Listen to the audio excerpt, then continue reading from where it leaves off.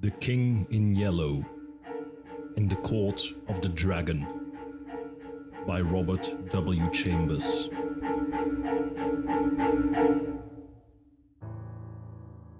O thou who burn'st in heart for those who burn, in hell whose fires thyself shall feed in turn, how long be crying, mercy on them, God? Why, who art thou to teach, and he to learn?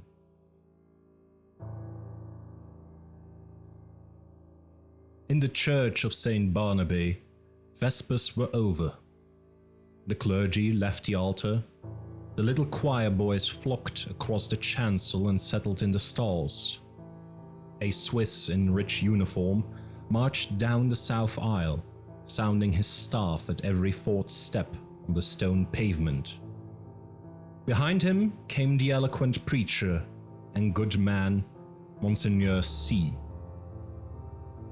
My chair was near the chancel rail. I now turned toward the west end of the church. The other people between the altar and the pulpit turned too.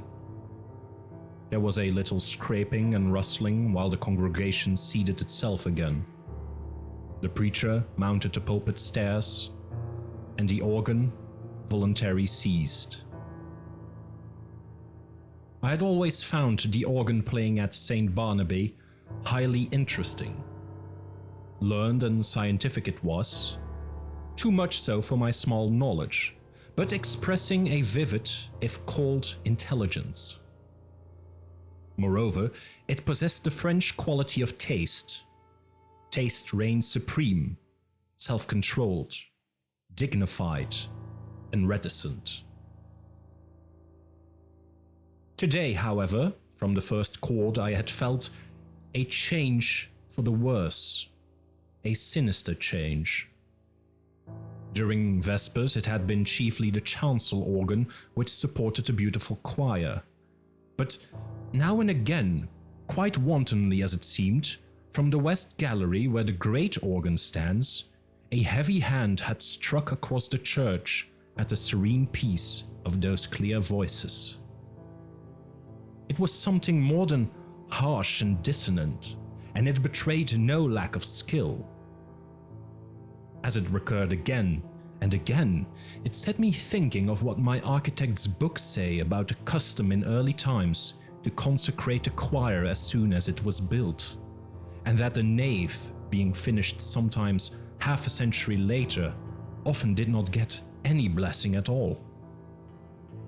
I wondered idly if that had been the case at St. Barnaby, and whether something not usually supposed to be at home in a Christian church might have entered undetected and taken possession of the West Gallery.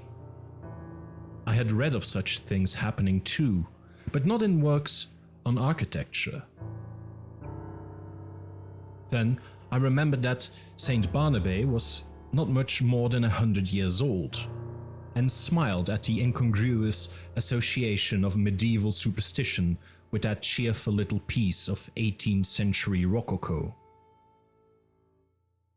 But now Vespers were over, and there should have followed a few quiet chords, fit to accompany meditation, while we waited for the sermon. Instead of that, the discord at the lower end of the church broke out with the departure of the clergy, as if now nothing could control it. I belong to those children of an older and simpler generation who do not love to seek for psychological subtleties in art, and I have ever refused to find in music anything more than melody and harmony. But I felt that in the labyrinth of sounds now issuing from that instrument, there was something being hunted. Up and down the pedals chased him, while the manuals blared approval. Poor devil, whoever he was, there seemed small hope of escape. My nervous annoyance changed to anger. Who was doing this? How dare he play like that in the midst of divine service? I glanced at the people near me. Not one appeared to be in the least disturbed. The placid brows of the kneeling nuns, still turned towards the altar, lost none of their devout abstraction under the pale shadow of their white headdress. The fashionable lady beside me was looking expectantly at Monseigneur C. For all her face betrayed, the organ might have been singing an Ave Maria. But now, at last, the preacher had made a sign of the cross and commanded silence. I turned to him gladly. Thus far I had not found the rest I had counted on when I entered St. Barnabé that afternoon. I was worn out by 3 nights of physical suffering and mental trouble. The last had been the worst, and it was an exhausted body and a mind benumbed and yet acutely sensitive which I had brought to my favorite church for healing. For I had been reading The King in Yellow. The sun arised, they gathered themselves together and laid them down in their dens. Monseigneur C. delivered his text in a calm voice, glancing quietly over the congregation. My eyes turned, I knew not why, toward the lower end of the church. The organist was coming from behind his pipes and passing along the gallery on his way out. I saw him disappear by a small door that leads to some stairs which descend directly to the street. He was a slender man, and his face was as white as his coat was black. Good riddance, I thought, with your wicked music. I hope your assistant will play the closing voluntary. With a feeling of relief, with a deep, calm feeling of relief, I turned back to the mild face in the pulpit and settled myself to listen. Here, at last, was the ease of mind I longed for. "My children," said the preacher, "one truth the human soul finds hardest of all to learn, that it has nothing to fear. It can never be made to see that nothing can really harm it." Curious doctrine, I thought, for a Catholic priest. Let us see how he will reconcile that with the Fathers. "Nothing can really harm the soul," he went on in his coolest, clearest tones. "Because—" But I never heard the rest. My eye left his face, I knew not for what reason, and sought the lower end of the church. The same man was coming out from behind the organ, and was passing along the gallery the same way. But there had not been time for him to return, and if he had returned, I must have seen him. I felt a faint chill, and my heart sank, and yet his going and coming were no affair of mine. I looked at him. I could not look away from his black figure and his white face. When he was exactly opposite to me, he turned and sent across the church straight into my eyes a look of hate, intense and deadly. I have never seen any other like it. Would to God I might never see it again. Then he disappeared by the same door through which I had watched him depart less than 60 seconds before. I sat and tried to collect my thoughts. My first sensation was like that of a very young child badly hurt when it catches its breath before crying out. To suddenly find myself the object of such hatred was exquisitely painful. And this man was an utter stranger. Why should he hate me so? Me, whom he had never seen before. For the moment, all other sensation was merged in this one pang. Even fear was subordinate to grief, and for that moment I never doubted. But in the next, I began to reason. and a sense of the incongruous came to my aid. As I have said, St. Barnabé is a modern church. It is small and well lighted. One sees all over it almost at a glance. The organ gallery gets a strong white light from a row of long windows in the clerestory, which have not even colored glass. The pulpit being in the middle of the church, it followed that. When I was turned toward it, whatever moved at the west end could not fail to attract my eye. When the organist passed, it was no wonder that I saw him. I had simply miscalculated the interval between his first and his second passing. He had come in that last time by the other side door. As for the look which had so upset me, there had been no such thing, and I was merely a nervous fool. I looked about. This was a likely place to harbor supernatural horrors. That clear-cut, reasonable face of Monseigneur C, his collected manner and easy, graceful gestures, were they not just a little discouraging to the notion of a gruesome mystery? I glanced above his head and almost laughed. A flyaway lady supporting one corner of the pulpit canopy, which looked like a fringed damask tablecloth in a high wind, at the first attempt of a basilisk to pose up there in the organ loft, she would point her gold trumpet at him and puff him out of existence.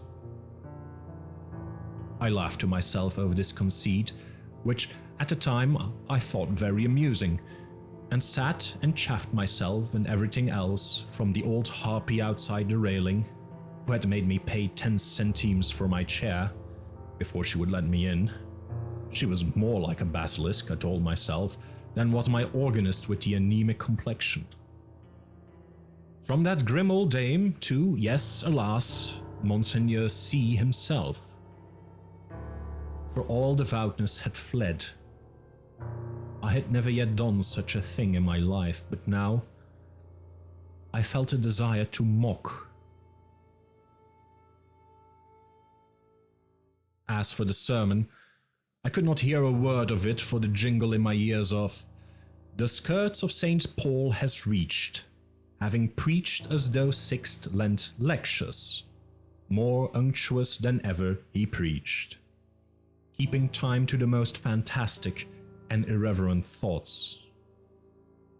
It was no use to sit there any longer. I must get out of doors and shake myself free from this hateful mood. I knew the rudeness I was committing, but still I rose and left the church.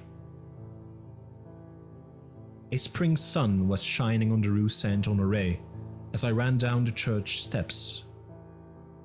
On one corner stood a barrow full of yellow jonquils, pale violets from the Riviera, dark Russian violets, and white Roman hyacinths in a golden cloud of mimosa. The street was full of Sunday pleasure seekers. I swung my cane and laughed with the rest. Someone overtook and passed me. He never turned, but there was the same deadly malignity in his white profile that there had been in his eyes. I watched him as long as I could see him. His lithe back expressed the same menace. Every step that carried him away from me seemed to bear him on some errand connected with my destruction. I was creeping along, my feet almost refusing to move. There began to dawn in me a sense of responsibility for something long forgotten. It began to seem as if I deserved that which he threatened. It reached a long way back. A long, long way back. It had lain dormant all these years. It was there, though, and presently it would rise and confront me. But I would try to escape, and I stumbled as best I could into the Rue de Rivoli, across the Place de la Concorde, and onto the quai. I looked with sick eyes upon the sun, shining through the white foam of the fountain, pouring over the backs of the dusky bronze river gods. On the faraway arc, a structure of amethyst mist. On the countless vistas of grey stems and bare branches faintly green. Then I saw him again, coming down one of the chestnut alleys of the Cours La Reine. I left the riverside, plunged blindly across the Champs-Élysées, and turned toward the Arc. The setting sun was sending its rays along the green sod of the Rond Point. In the full glow he sat on a bench, children and young mothers all about him. He was nothing but a Sunday lounger, like the others, like myself. I said the words almost aloud, and all the while I gazed on the malignant hatred of his face. But he was not looking at me. I crept past and dragged my leaden feet up the avenue. I knew that every time I met him brought him nearer to the accomplishment of his purpose and my fate. And still, I tried to save myself. The last rays of sunset were pouring through the great arc. I passed under it and met him face to face. I had left him far down the Champs-Élysées, and yet he came in with a stream of people who were returning from the Bois de Boulogne. He came so close that he brushed me. His slender frame felt like iron inside its loose black covering. He showed no signs of haste, nor of fatigue, nor of any human feeling. His whole being expressed one thing: the will and the power to work me evil. In anguish, I watched him where he went down the broad, crowded avenue. That was all flashing with wheels and the trappings of horses and the helmets of the Garde Républicaine. He was soon lost to sight. Then I turned and fled, into the bois, and far out beyond it. I know not where I went, but after a long while, as it seemed to me, night had fallen, and I found myself sitting at a table before a small café. I had wandered back into the bois. It was hours now since I had seen him. Physical fatigue and mental suffering had left me no power to think or feel. I was tired, so tired. I longed to hide away in my own den. I resolved to go home, but that was a long way off. I live in the Court of the Dragon, a narrow passage that leads from the Rue de Rennes to the Rue de Dragon.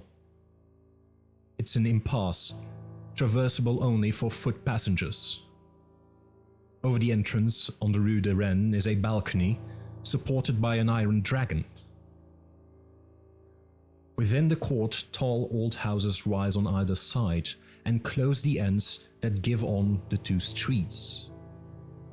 Huge gates, swung back during the day into the walls of the deep archways, close this court after midnight, and one must enter then by ringing at certain small doors on the side. The sunken pavement collects unsavory pools. Steep stairways pitch down to doors that open on the court.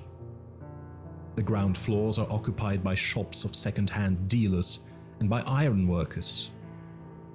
All day long the place rings with the clink of hammers and the clang of metal bars. Unsavory as it is below, there is cheerfulness and comfort and hard, honest work above. 5 flights up are the workshops of architects and painters, and the hiding places of middle-aged students like myself who want to live alone. When I first came here to live, I was young and not alone. I had to walk a while before any conveyance appeared, but at last, when I had almost reached the Arc de Triomphe again, an empty cab came along and I took it.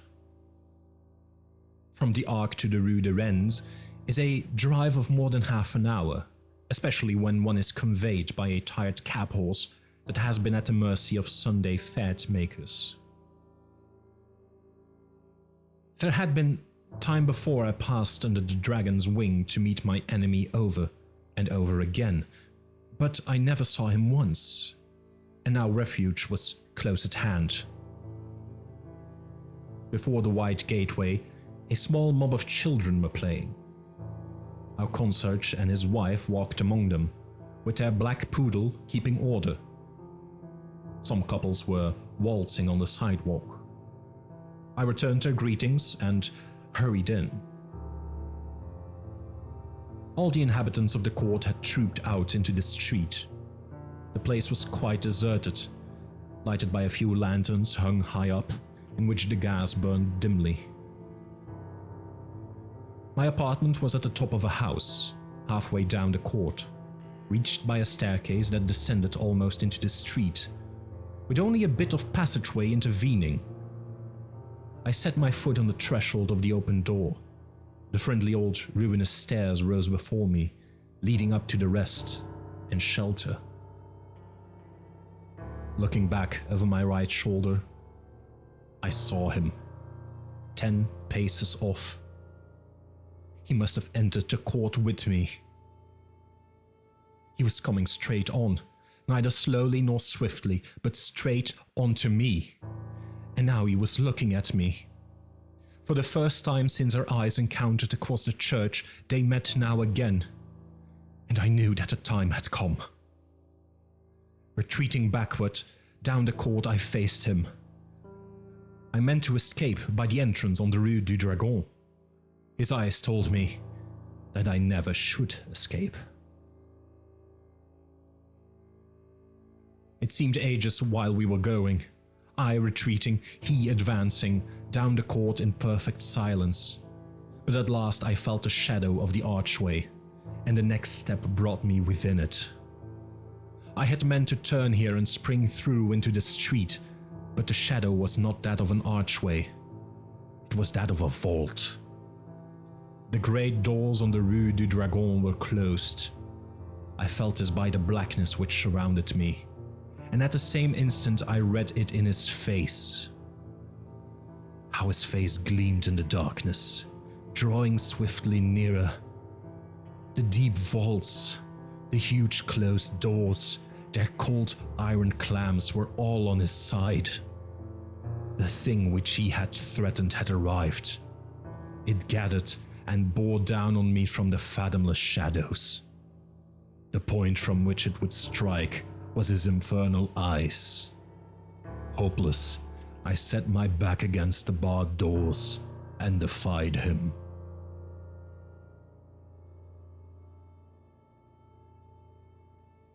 There was a scraping of chairs on the stone floor, and a rustling as the congregation rose. I could hear the Suisse's staff in the south aisle, preceding Monseigneur C to the sacristy. The kneeling nuns, roused from their devout abstraction, made their reverence and went away. The fashionable lady, my neighbor, rose also, with graceful reserve. As she departed, her glance just flitted over my face in disapproval. Half dead, or so it seemed to me, yet intensely alive to every trifle, I sat among the leisurely moving crowd, then rose too and went toward the door. I had slept through the sermon. Had I slept through the sermon? I looked up and saw him passing along the gallery to his place. Only his side I saw. The thin bent arm in its black covering looked like one of those devilish, nameless instruments which lie in the disused torture chambers of medieval castles. But I had escaped him, though his eyes had said I should not. Had I escaped him? That which gave him the power over me came back out of oblivion, where I had hoped to keep it. For I knew him now. Death and the awful abode of lost souls, whither my weakness long ago had sent him. They had changed him for every other eye, but not for mine. I had recognized him almost from the first time. I had never doubted what he was come to do, and now I knew, while my body sat safe in the cheerful little church, he had been hunting my soul in the court of the dragon. I crept to the door. The organ broke out overhead with a blare. A dazzling light filled the church, blotting the altar from my eyes. The people faded away. The arches, the vaulted roof vanished. I raised my seared eyes to the fathomless glare, and I saw the black stars hanging in the heavens, and the wet winds from the lake of Hali chilled my face. And now, far away, over leagues of tossing cloud waves, I saw the moon dripping with spray, and beyond, the towers of Carcosa rose behind the moon. Death, and the awful abode of lost souls, whither my weakness long ago had sent him, had changed him for every other eye but mine.